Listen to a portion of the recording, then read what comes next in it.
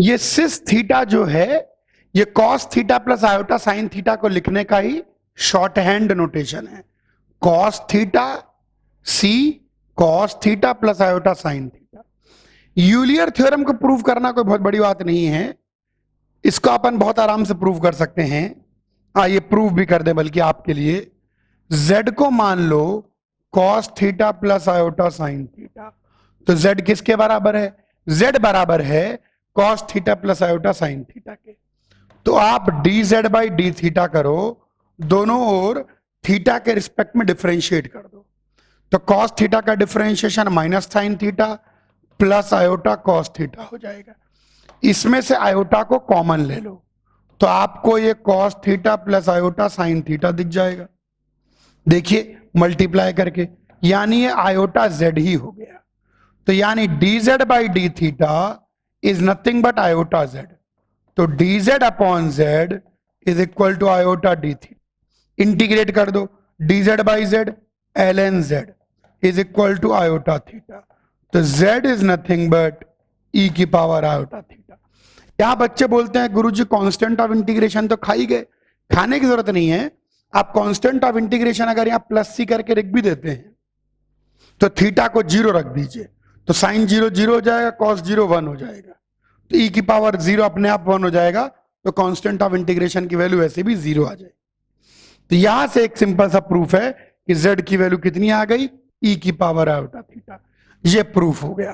Constant of integration की value आप original equation में थीटा को 0 रख के c 0 हो जाता है, तो z की वैल्यू 1 आनी चाहिए। ठीक है, तो ये हो गया छोटा सा प्रूफ। केवल आपकी खुशी के लिए, ऑल दो इसकी कोई रिक्वायरमेंट नहीं है। कॉपी कर लो। अब हमने क्या देख लिया? हमने आर्गेंड प्लेन से मुलाकात कर ली, और आर्गेंड प्लेन से मुलाकात करने के बाद हमने कॉम्प्लेक्स नंबर से जुड़ी हुई 3 चीजें देख ली, कॉन्जुगेट, मॉडुलस, आर्ग्यूमेंट। और उन 3 चीजों के कारण हम कॉम्प्लेक्स नंबर को लिखना सीख गए कि कॉम्प्लेक्स नंबर को 3 तरीके से लिख सकते हैं, Cartesian form, polar form, Euler form. कोई विशेष नहीं, वो सब कन्वर्ट हो जाता है। अब हमने 3 चीजें कॉम्प्लेक्स नंबर के साथ जुड़ी हुई देख ली हैं। वो 3 चीजें क्या क्या? कॉन्जुगेट, मॉडुलस और आर्ग्यूमेंट। आइए इन तीनों चीजों को एक एक करके इनकी प्रॉपर्टी को एक्सप्लोर करें।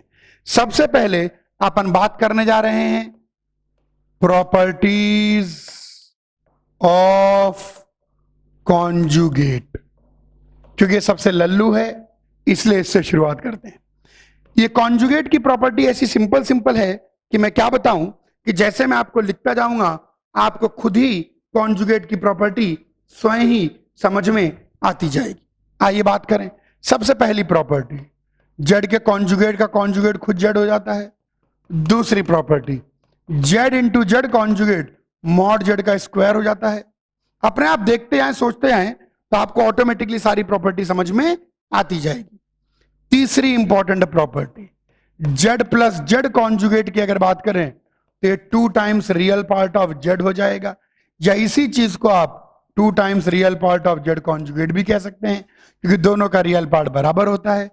चौथी इंपॉर्टेंट बात, जेड माइनस जेड कॉन्जुगेट की बात करें तो 2 times imaginary part of Z into iota. Iota वहां पर प्रेजेंट होगा, या -2 times imaginary part of z conjugate into iota. क्योंकि जो इमेजिनरी पार्ट ऑफ जेड होता है उसमें आयोटा नहीं होता है। Z plus z conjugate, Z minus z conjugate.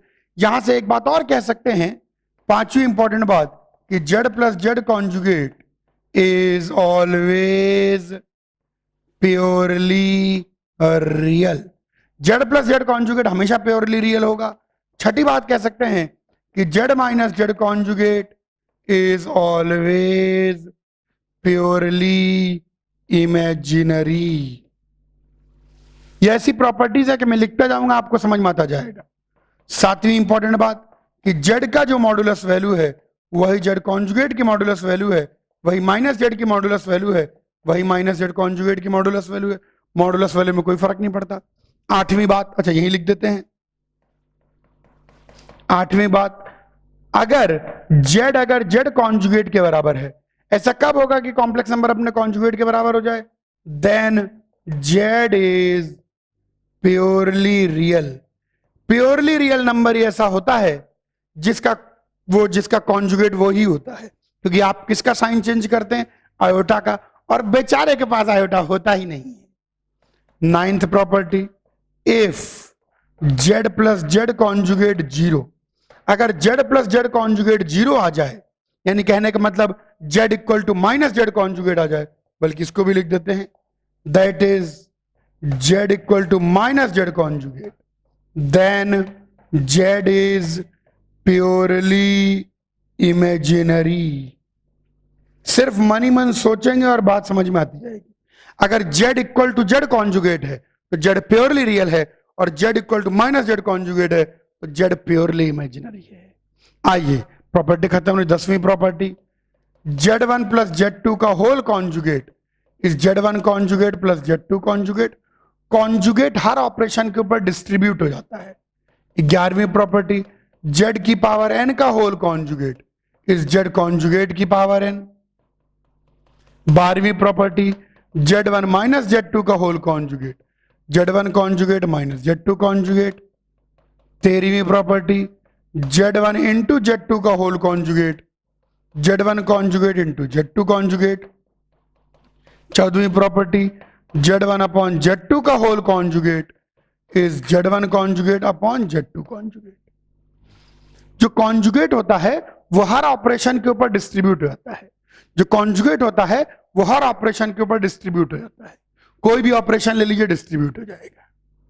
15वीं property, real part of z और real part of z conjugate हमेशा रियल पार्ट बराबर होते हैं। 16वीं property, imaginary part of z is minus times imaginary part of z conjugate. ये हो गई conjugate की सारी प्रॉपर्टीज। इन प्रॉपर्टी का हम भर भर के यूज करेंगे। मेनली ये प्रॉपर्टी बहुत काम में आती है कि कॉन्जुगेट भाई साहब, मतलब कॉन्जुगेट हर ऑपरेशन के ऊपर डिस्ट्रीब्यूट हो जाता है। कोई भी ले कॉन्जुगेट तुरंत डिस्ट्रीब्यूट हो जाएगा, कहीं कोई दिक्कत की बात नहीं है। और किसी भी कॉम्प्लेक्स नंबर का कॉन्जुगेट निकालना हो तो कॉम्प्लेक्स नंबर सिंप्लीफाई करने की जरूरत नहीं है। वो जिस भी परिस्थिति में है, जिस भी स्थिति में है, बस जहां जहां आयोटा दिख रहा है साइन चेंज कर दो, मिल गया कॉन्जुगेट। और ये हो गई कॉन्जुगेट की सारी प्रॉपर्टीज। कॉपी कर लीजिए। कॉन्जुगेट की सारी प्रॉपर्टी देख ली। कॉन्जुगेट की प्रॉपर्टी बहुत बेसिक है। कॉन्जुगेट में कोई खेल नहीं है, एक्चुअली आर्गुमेंट में भी कोई खेल नहीं है। सारा का सारा खेल जो है वो मॉडुलस की प्रॉपर्टी में है। चलिए, इसलिए सबसे पहले हम आर्गुमेंट की प्रॉपर्टी देख लेते हैं कि मॉडुलस का खेल तो बहुत लंबा चलेगा। ओके, अब सब बच्चे देखें ध्यान से। Properties of argument. आर्ग्यूमेंट की प्रॉपर्टी ऐसे कुछ विशेष नहीं है। आइए छोटी छोटी प्रॉपर्टी देख लें। मान लीजिए, इधर देखिए बोर्ड पर कुछ छोटी छोटी चीजें। मान लीजिए z का आर्ग्यूमेंट थीटा है। सबसे पहली प्रॉपर्टी कि अगर आर्ग्यूमेंट z थीटा हो गया तो अपने आप ही सोचिए z कॉन्जुगेट का आर्ग्यूमेंट कितना हो जाएगा। यहां होगा z कॉन्जुगेट माइनस z यहां हो जाएगा, माइनस z कॉन्जुगेट यहां हो जाएगा। देखो, अगर आर्ग्यूमेंट z थीटा है तो बड़े आराम से आप देख सकते हो कि argument z conjugate minus theta हो जाएगा, क्योंकि थीटा ऐसे नीचे की ओर आ जाएगा। ये सब एंगल बराबर हैं। और आप फिर देख सकते हो कि आर्ग्यूमेंट ऑफ माइनस z ये कितना हो जाएगा, पाई प्लस थीटा।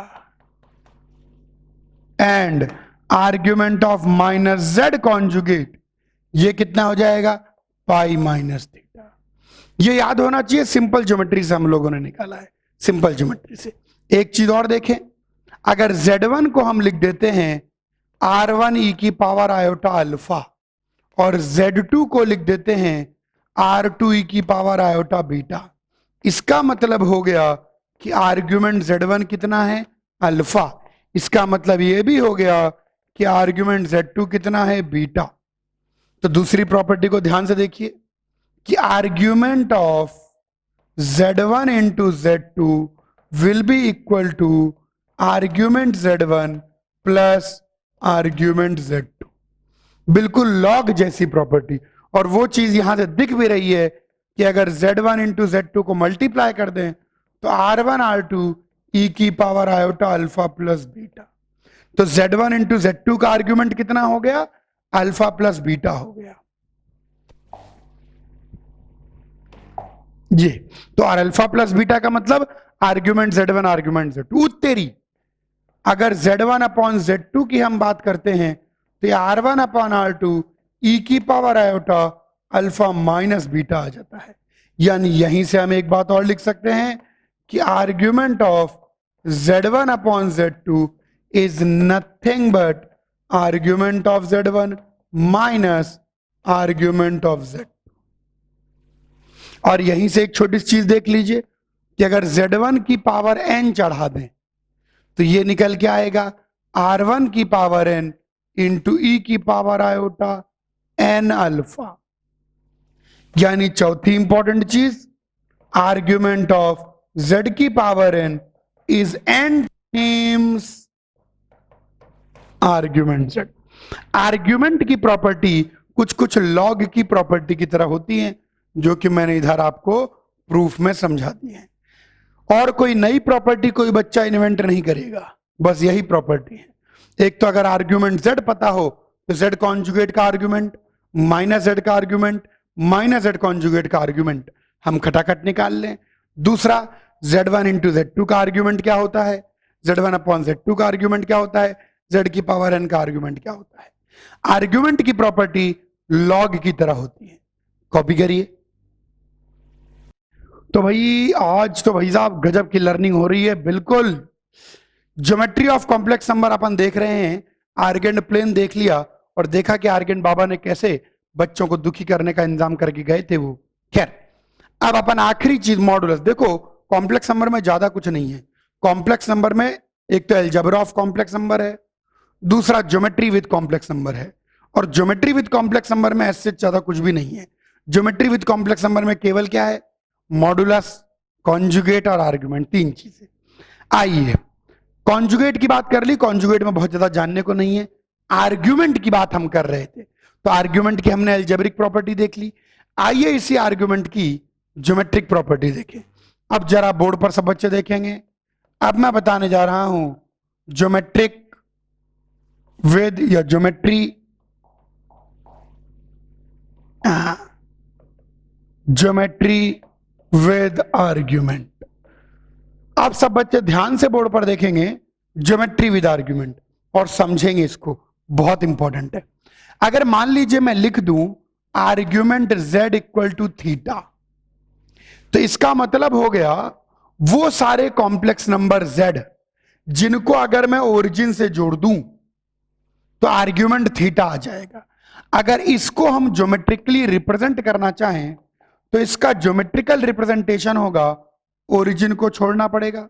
ओरिजिन को क्यों छोड़ना पड़ेगा? क्योंकि ओरिजिन 0 प्लस 0 आयोटा एकलौता ऐसा कॉम्प्लेक्स नंबर है। ओरिजिन 0 प्लस 0 आयोटा एकलौता ऐसा कॉम्प्लेक्स नंबर है जिसका आर्ग्यूमेंट डिफाइन नहीं होता। तो argument Z equal to theta को अगर ज्योमेट्रिकली रिप्रेजेंट करें तो वो एक ऐसी लाइन होगी जो इसके साथ कितना एंगल बनाएगी, थीटा। अब दिमाग की दही होने वाली है, ध्यान से आंखें गड़ा लीजिए। इनमें से किसी भी कॉम्प्लेक्स नंबर को जो इस लाइन पर है अगर आप ओरिजिन से जोड़ देंगे तो पॉजिटिव रियल एक्स या थीटा एंगल बनाएगी। तो argument Z equal to theta, theta angle पर एक लाइन हो गई। क्या हो गई? थीटा एंगल पर एक लाइन हो गई। Argument Z equal to theta, theta angle पर एक लाइन हो गई। लोकस की बात कर रहे हैं, ज्योमेट्री की बात कर रहे हैं। Argument Z equal to theta मतलब वो सारे कॉम्प्लेक्स नंबर Z जिनका आर्ग्यूमेंट थीटा होगा। वो सारे कॉम्प्लेक्स नंबर Z जिनका आर्ग्यूमेंट थीटा होगा, यानी वो सारे कॉम्प्लेक्स नंबर Z जिनको अगर ओरिजिन से जोड़ूंगा तो थीटा एंगल बनाएंगे। चलो ये तो समझ में आ गया। अब थोड़ा सा आगे बढ़ते हैं। मान लो मैं यहीं पर आपसे बोलूं argument Z minus Z1 equal to theta. उत्तेरी गुरुजी, ये क्या कर दिया आपने। आइए बात करते हैं। Z minus Z1 equal to theta का क्या मतलब होता है? आइए इस बात को समझें। कहीं ना कहीं कोई कॉम्प्लेक्स नंबर Z1 होगा, कहीं ना कहीं कोई कॉम्प्लेक्स नंबर Z1 होगा, और Z1 को इंक्लूड नहीं करना है। अब आप बोलो गुरुजी Z1 को इंक्लूड क्यों नहीं करना है? Z1 को इंक्लूड इसलिए नहीं करना है क्योंकि 0 + 0 आयोटा का आर्ग्यूमेंट डिफाइन नहीं होता। तो अगर Z की जगह आप Z1 रख देंगे तो Z1 - Z1 0 हो जाएगा, और आर्ग्यूमेंट के अंदर 0 नहीं हो सकता क्योंकि 0 का आर्ग्यूमेंट डिफाइन नहीं होता है। ध्यान दीजिएगा, आर्ग्यूमेंट के अंदर वाली क्वांटिटी कभी 0 नहीं जा सकती क्योंकि 0 का आर्ग्यूमेंट डिफाइन ही नहीं होता है। अब इसका मतलब समझिए, इसका मतलब होता है आर्ग्यूमेंट Z - Z1। इसका मतलब क्या है? इसका मतलब ये लाइन है, ये लाइन, रुक जाइए, जो कि हॉरिजॉन्टल के साथ, पॉजिटिव हॉरिजॉन्टल के साथ थीटा एंगल बनाती है। आर्ग्यूमेंट Z - Z1 का मतलब समझिए आप पहले। अच्छा, अब थोड़ा दिमाग की दही होने वाली है, यहां देखेंगे।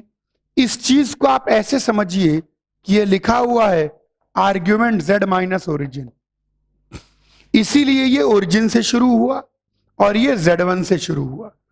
अब याद करो वेक्टर को कैसे लिखते थे। अब आप बोलो गुरुजी वेक्टर कहां से आ गया? इसीलिए तो वेक्टर के बाद पढ़ाते हैं। अब सुनो, वेक्टर अगर ए बी वेक्टर होता था तो position vector of final minus position vector of initial. A B vector को लिखते थे बी माइनस ए, लेकिन उसका डायरेक्शन किधर से किधर होता था? उसका डायरेक्शन ए से बी होता था।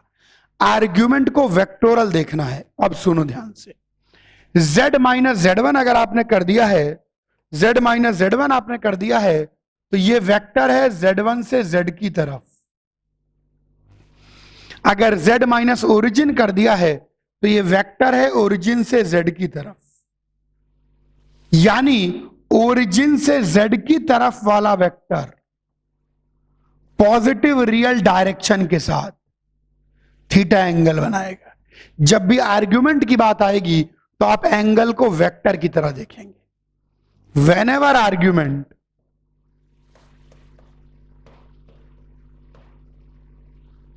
then we have to see angles as in vectors। तो आपको एंगल बिल्कुल वेक्टर की तरह देखना, बिल्कुल वेक्टर की तरह, इस बात पर ध्यान देना। अब Z1 - Z का मतलब हो गया Z1 से Z की तरफ वाला वेक्टर, Z1 से Z की तरफ वाला वेक्टर। ये पॉजिटिव वेक्टर के साथ, आई कैप के साथ कितना एंगल बनाएगा? थीटा। आइए इस बात को और मैं समझाऊं थोड़ा थोड़ा।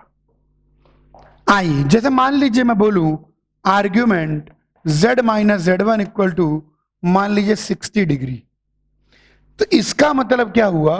इसका मतलब यह हुआ कि जहां कहीं भी Z1 है तो Z1 को तो इंक्लूड करना नहीं है, क्योंकि अगर Z की वैल्यू Z1 रख दोगे तो 0 हो जाएगा और 0 का आर्ग्यूमेंट डिफाइन नहीं होता।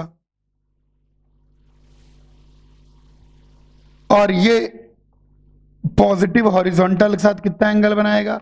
60 डिग्री। अगर यहीं पर मैं आपके सामने बोलूं argument Z - Z1 equal to 135 degree, तो इसका मतलब भैया ये हो गया कि जहां पर भी Z1 है तो Z1 को तो इंक्लूड करना मत, और ये पॉजिटिव हॉरिजॉन्टल है, डायरेक्शन के साथ लेना। तो Z1 से Z की तरफ वाला वेक्टर 135 डिग्री बना रहा है, तो यहां से आप 135 डिग्री घूमिए। ये है आपका लाइन। आइए थोड़ा और खेलें। अब इसके अंदर ध्यान देना है, यहीं पर अगर मैं आपके सामने लिख दूं कि आर्ग्यूमेंट Z1 - Z 60 डिग्री है, उत्तेरी ये तो गड़बड़ हो गया। कोई बात नहीं, इस बार वेक्टर का डायरेक्शन किधर से किधर है? Z से Z1 की ओर। अब आप देखिए इसको और आप देखते रह जाएंगे। इसीलिए तो कॉम्प्लेक्स नंबर इजी चैप्टर है। यहां पर भी Z1 होगा और Z1 अभी भी इंक्लूड नहीं होगा, क्योंकि Z को अगर आप Z1 रख देंगे तो Z1 - Z1 0 हो जाएगा, तो ये Z1 इंक्लूड नहीं। ये आ गया पॉजिटिव हॉरिजॉन्टल यानी आई कैप। अब जरा इसको पढ़िए, Z से Z1 वाला जो वेक्टर है वो 60 डिग्री एंगल बनाता है। किधर से किधर होना चाहिए? Z से Z1 की तरफ वाला वेक्टर, Z से Z1 यानी Z1 क्या होना चाहिए? उसका एंडिंग पॉइंट होना चाहिए। Z1 क्या होना चाहिए? उसका एंडिंग पॉइंट होना चाहिए। ध्यान से समझिए जो मैं कहने जा रहा हूं, ध्यान समझिए। Z उसका स्टार्टिंग पॉइंट हो और Z1 उसका एंडिंग पॉइंट हो, और वो इसके साथ कितना एंगल बनाए? 60 डिग्री बनाए। इसके साथ कितना एंगल बनाए? 60 डिग्री बनाए। अब मैं आपको बताता हूं, थोड़ा सा आपकी मदद कर देता हूं। इसके साथ 60 डिग्री बनाने के लिए आप ऐसे डॉटेड लाइन खींच लें। ये जो लाइन है ये इसके साथ 60 डिग्री बनाती है। अब ये बात समझिए, Z1 एंडिंग पॉइंट होना चाहिए, तो ये ऐसी लाइन आएगी।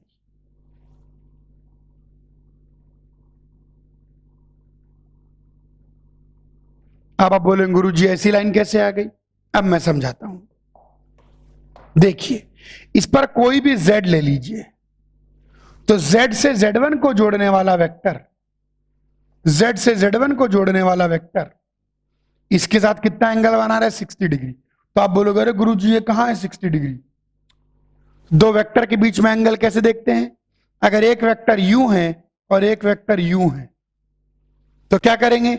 इस वेक्टर को एक्सटेंड करेंगे, तो ये एंगल 60 डिग्री। ध्यान देना, Z माइनस Z1 60 डिग्री ये लाइन होगी, जबकि Z1 माइनस Z ये पीछे वाली लाइन होगी। ध्यान देना है, जब भी आर्ग्यूमेंट की बात चलेगी तो आपको वेक्टोरियली देखना पड़ेगा उसको। वेक्टोरियली कैसे देखेंगे? वेक्टोरियली। इसको वैसे समझने का एक इजी तरीका भी मैं आपको बता देता हूं। इजी तरीका सुनिए जरा, डिफिकल्ट के बाद इजी सुन लीजिए, डिफिकल्ट के बाद इजी सुन लीजिए। ये देखिए, आप तो क्या करें, Z1 तो आएगा ही आएगा, सुने ध्यान से, ये Z1 इंक्लूड नहीं होगा, और ये पॉजिटिव है, पॉजिटिव आई कैप।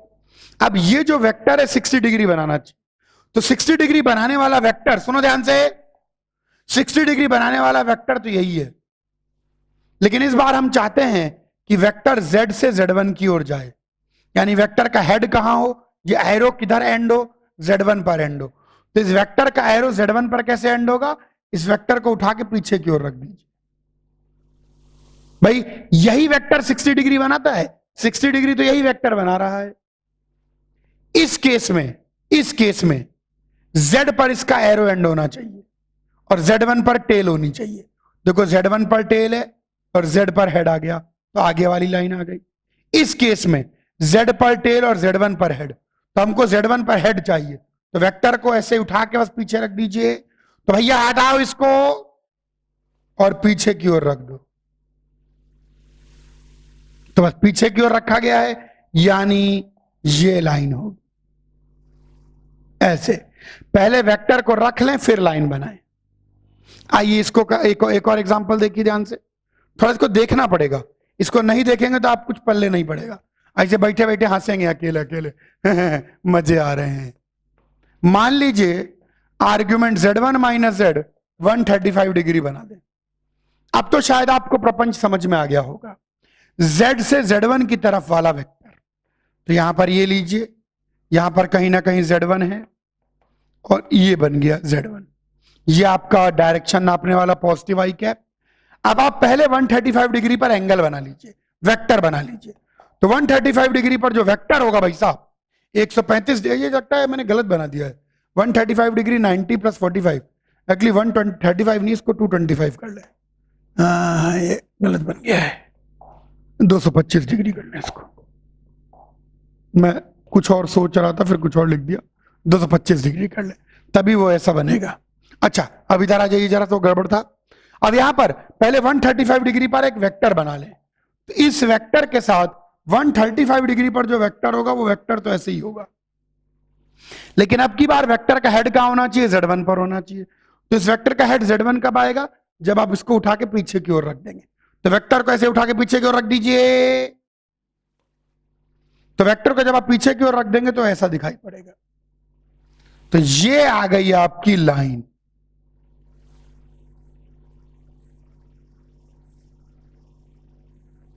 ये है आर्ग्यूमेंट, हमेशा एक लाइन को रिप्रेजेंट करता है।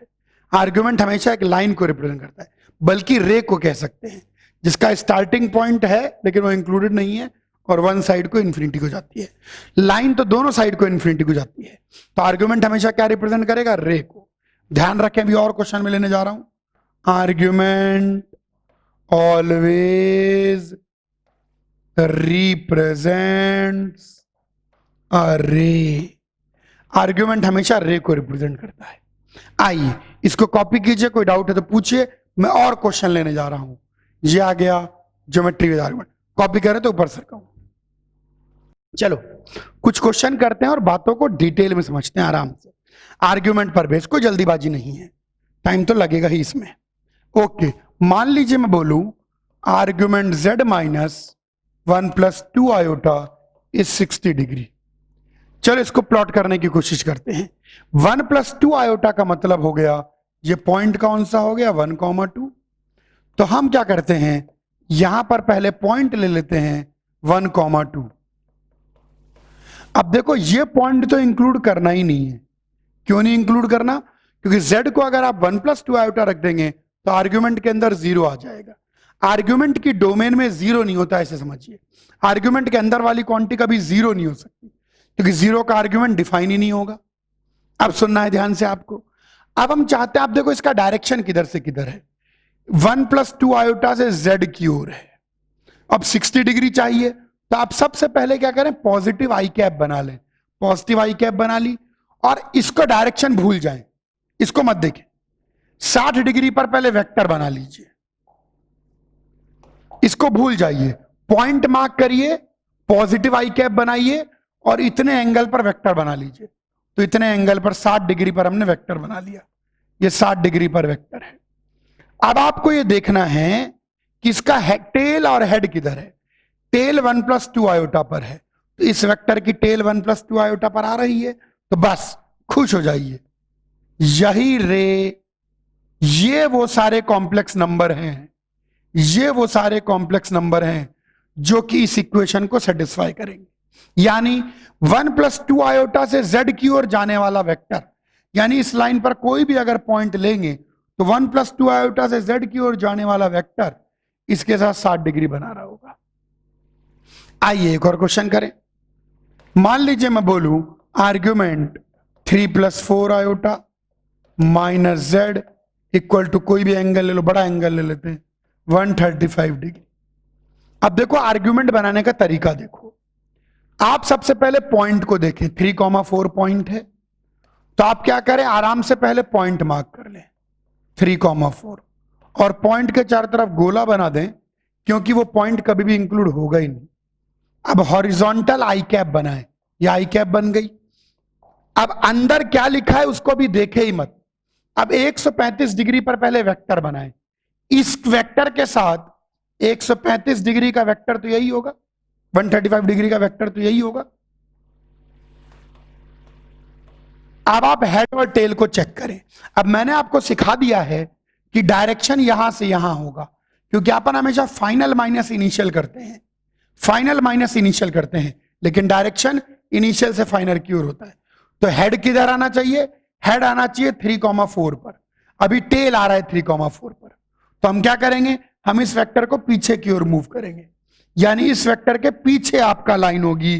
कहने का मतलब इस बार ये हेड किधर आना चाहिए? 3,4 पर, यानी इस वेक्टर को पीछे मूव करेंगे। यानी इसको सेटिस्फाई करने वाले जो कॉम्प्लेक्स नंबर हैं वो पीछे वाली लाइन पर लाई करेंगे, इस लाइन पर लाई करेंगे। इस लाइन पर क्यों लाई करेंगे मैं समझाता हूं। ताकि इस लाइन पर अगर कोई भी पॉइंट आप ले लें तो जेड से इसकी तरफ वाला वेक्टर ऐसे आगे बढ़ जाएगा और वो इसके साथ 135 डिग्री बनाएगा। पहले आराम से वेक्टर बना लें, फिर देखें कि पॉइंट पर हेड आएगा कि टेल आएगा। आइए एक दो और क्वेश्चन करें। मान लीजिए आपसे पूछा जाए argument z minus z1 equal to 200 degree. या 225 डिग्री ले लेते हैं बल्कि। तो इसका मतलब Z1 कहीं ना कहीं होगा। Z1 जहां पर भी होगा, Z1 को तो इंक्लूड करना ही नहीं है। अब आप इसको मत देखिए, पहले इस एंगल को देखिए कि भाई पॉजिटिव आई कैप के साथ कितना एंगल बने, 225 डिग्री बने। तो ये आ गया वेक्टर। अब यहां पर डायरेक्शन बनाइए, टेल किसकी ओर, Z1 की ओर होनी चाहिए, तभी तो ये एंगल 225 डिग्री होगा। टेल किसकी ओर, Z1 की ओर, तो टेल आ रही है Z1 की ओर।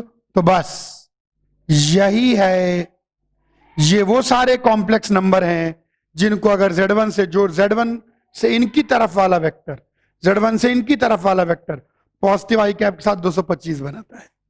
मान लीजिए यहीं पर आपके आंखों के सामने मैं लिख दूं argument Z1 minus Z equal to 225, तो आप बड़े आराम से पहले Z1 को बना लीजिए और Z1 इंक्लूड नहीं होगा, पॉजिटिव आई कैप बना लीजिए और 225 डिग्री पर पहले वेक्टर बना लीजिए। तो ये लीजिए 225 डिग्री पर हमने वेक्टर बना लिया। अब हमको कौन सा वेक्टर चाहिए, हमको ये वेक्टर चाहिए। अब इस वेक्टर का हेड किधर है, Z1 की ओर, तो हेड Z1 की ओर आना चाहिए, तो वेक्टर पीछे की ओर होना चाहिए। वेक्टर अगर पीछे की ओर होना चाहिए तो ये है लाइन, ये वो सारे कॉम्प्लेक्स नंबर हैं जो कि इस इक्वेशन को सेटिस्फाई करते हैं। आर्ग्यूमेंट को ध्यान से करना है, आर्ग्यूमेंट के एंगल बिल्कुल वेक्टोरियली देखने हैं, वेक्टोरियली। कॉपी करिए। आर्ग्यूमेंट की बात समझा दी मैंने और आपको समझ में भी आ गई होगी। आर्ग्यूमेंट के साथ बस इतना ही ध्यान रखना है कि जब आप आर्ग्यूमेंट के साथ एंगल देखते हैं तो वेक्टोरियली एंगल देखना है, यानी जो एंगल ना वो प्लस आई कैप के साथ नापा जाएगा। किसके साथ, प्लस आई कैप के साथ। ध्यान से करना, गड़बड़ी नहीं करनी है। ओके, तो आर्ग्यूमेंट अगर कभी होगा तो आर्ग्यूमेंट क्या रिप्रेजेंट करती है, रे। और यहां पर एक बात ध्यान रखना है, एक बार और मैं समझा देता हूं बात को। जैसे अपन लिखते हैं argument Z equal to theta, तो इसको यूं समझें argument Z minus origin equal to theta. इसका मतलब ओरिजिन को Z से जोड़ने वाली लाइन थीटा एंगल बनाती है। और जब हम argument Z minus Z1 equal to theta लिखते हैं तो जीरो नहीं, इक्वल टू थीटा लिखते हैं, तो इसका मतलब Z1 को Z से जोड़ने वाली लाइन थीटा एंगल बनाती है। ध्यान रखना, जब कुछ नहीं लिखा होता तब ओरिजिन से एंगल, इसका मतलब है Z1 को Z से जोड़ने वाली लाइन थीटा एंगल बनाती है। और जब कुछ नहीं लिखा होता तो इसका मतलब ओरिजिन से Z को जोड़ने वाली लाइन थीटा एंगल बनाती है। अगर केवल आर्ग्यूमेंट Z लिखा है तो Z को किससे जोड़ोगे, ओरिजिन से।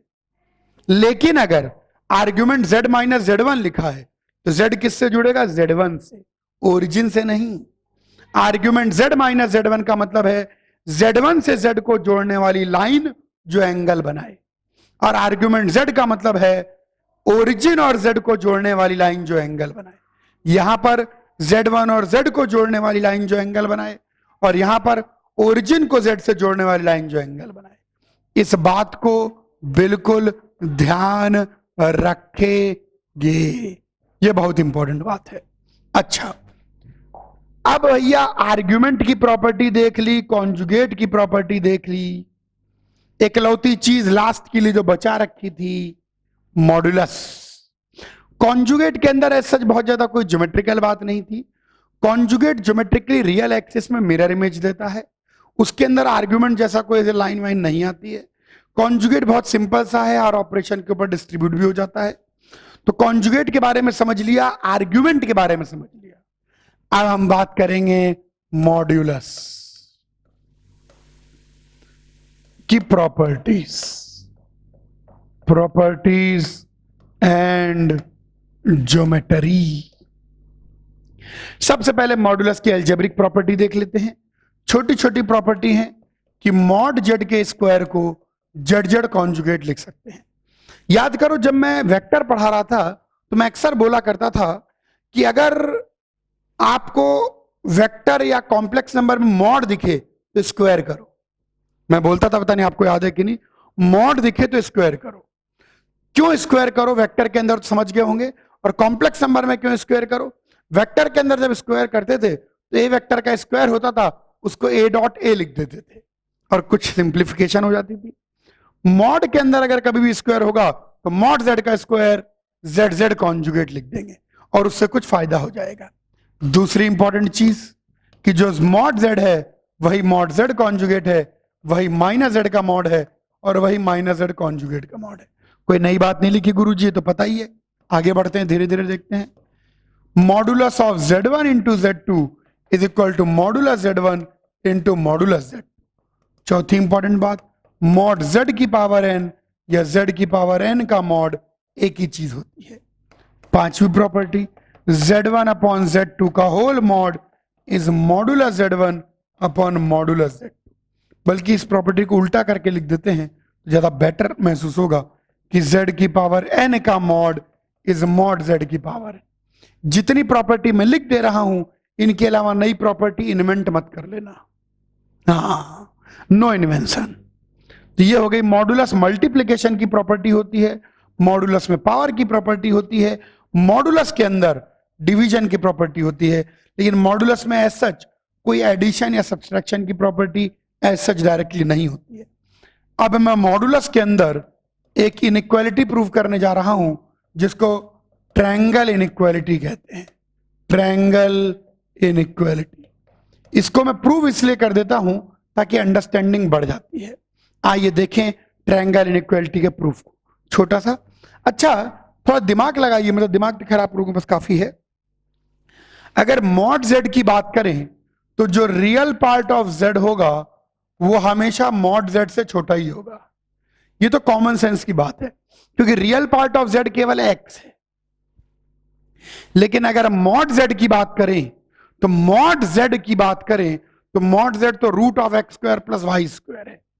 सुनते आए, तीन चार प्रॉपर्टी आने वाली हैं इसी के साथ जुड़ी हुई, उनको भी समझना है। और ये माइनस मॉड जेड से बड़ा ही होगा। ऑब्वियस सी बात है, real part of Z mod Z से छोटा होगा और माइनस मॉड जेड से बड़ा होगा।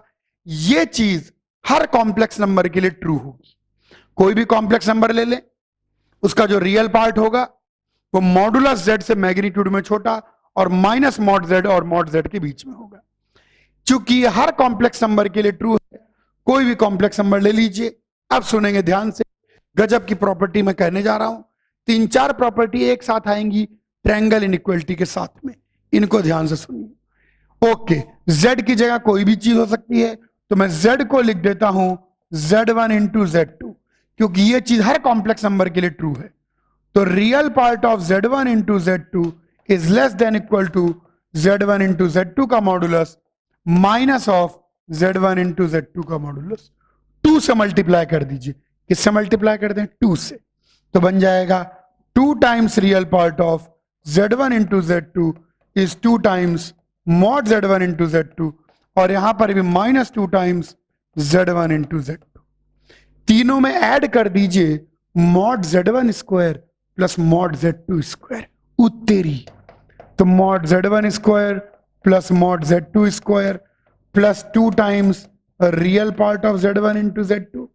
यहां पर आ जाएगा mod z1 square plus mod z2 square plus 2 times, इस चीज को लिख सकते हो mod z1 into mod z2, और यहां पर इस चीज को लिख सकते हो mod z1 square plus mod z2 square minus 2 times mod z1 mod z2। अब आइए, अब कुछ मजेदार बातें बताऊं मैं आपको। ट्रायंगल इनइक्वालिटी यहां तक गाड़ी पहुंची है, रुक जाइए। सातवीं बात, कंसीडर कीजिए z1 प्लस z2 के मॉड का स्क्वायर। क्या कंसीडर करवाया मैंने? z1 प्लस z2 के मॉड का स्क्वायर। उत्तरी मॉड का स्क्वायर तो आ जाएगा z1 plus z2 into z1 plus z2 का होल कॉन्जुगेट। सबसे काम की प्रॉपर्टी।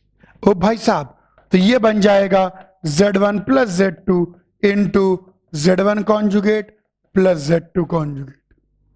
आंखें गजब की बात देखने जा रही हैं आज। मल्टीप्लाई कर दीजिए z1 conjugate plus z1 z2 conjugate plus Z2 Z1 conjugate plus Z2 Z2 conjugate, Z1 Z1 conjugate mod Z1 का square, Z2 Z2 conjugate mod Z2 का स्क्वायर। और यहां देखो ये Z1 Z2 कॉन्जुगेट को तो ऐसे ही रहने देता हूं, और Z2 Z1 कॉन्जुगेट को मैं लिख देता हूं Z1 Z2 कॉन्जुगेट का होल कॉन्जुगेट। पहले जरा यहां घुरिया ले, ओ घूरे घूरे, इसको मैंने ऐसे लिख दिया। कैसे लिख दिया गुरुजी? आइए ये भी समझाता हूं। देखो Z1 Z2 कॉन्जुगेट का होल कॉन्जुगेट का मतलब Z1 कॉन्जुगेट Z2 के कॉन्जुगेट का कॉन्जुगेट, क्योंकि जो कॉन्जुगेट होता है वो हर ऑपरेशन के ऊपर डिस्ट्रीब्यूट हो जाता है। तो ये चीज बन जाएगी Z1 कॉन्जुगेट Z2। अब आप बोलो गुरुजी फालतू ही लिखे जा रहे हो, क्यों लिख दिया?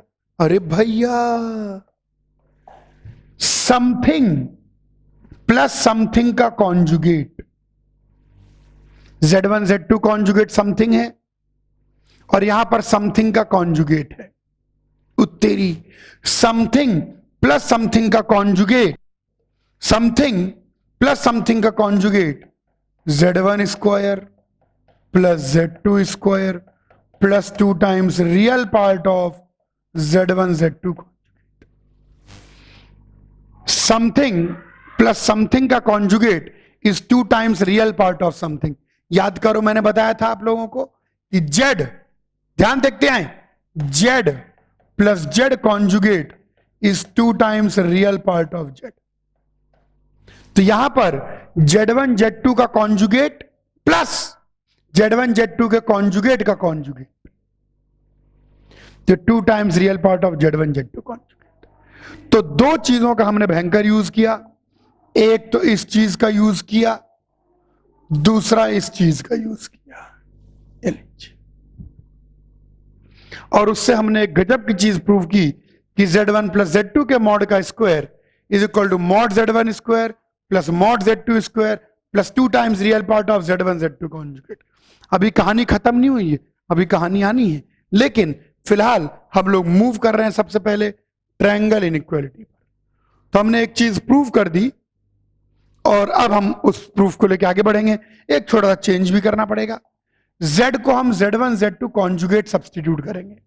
ये हमेशा ट्रू है तो ये सब्स्टिट्यूट कर दें, या Z2 conjugate Z2 conjugate Z2 conjugate हो जाएगा, यहां पर भी कॉन्जुगेट कॉन्जुगेट कॉन्जुगेट हो जाएगा, लेकिन Z2 के कॉन्जुगेट का जो मॉडुलस होगा वही Z2 का मॉडुलस होगा, और यहां पर भी Z2 कॉन्जुगेट का जो मॉडुलस होगा वही Z2 का मॉडुलस होगा, क्योंकि मॉडुलस कॉन्जुगेट का और कॉम्प्लेक्स नंबर का सेम होता है।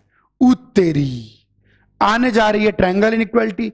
ये बीच की चीज को हम लिख सकते हैं Z1 प्लस Z2 के मॉड का स्क्वायर, ऐसे, और इस चीज को तो हम डायरेक्टली लिख सकते हैं mod Z1 plus mod Z2 का होल स्क्वायर। अरे रे आंखें क्या देख रही हैं आज? और इस चीज को हम लिख सकते हैं mod Z1 minus mod Z2 का होल स्क्वायर। रूट ले लें तीनों ओर तो हमको मिल जाएगी ट्रायंगल इनइक्वालिटी कि modulus of Z1 plus Z2 is less than equal to mod Z1 plus mod Z2, गजब, is less than mod Z1 minus mod Z2। ये सबसे गजब की इनइक्वालिटी है, इसका भर भर के यूज करेंगे हम। यही है ट्रायंगल इनइक्वालिटी। इसका ज्योमेट्रिकल इंटरप्रिटेशन भी बहुत कुछ है, पहले आप कॉपी करें फिर मैं आगे बढ़ूं।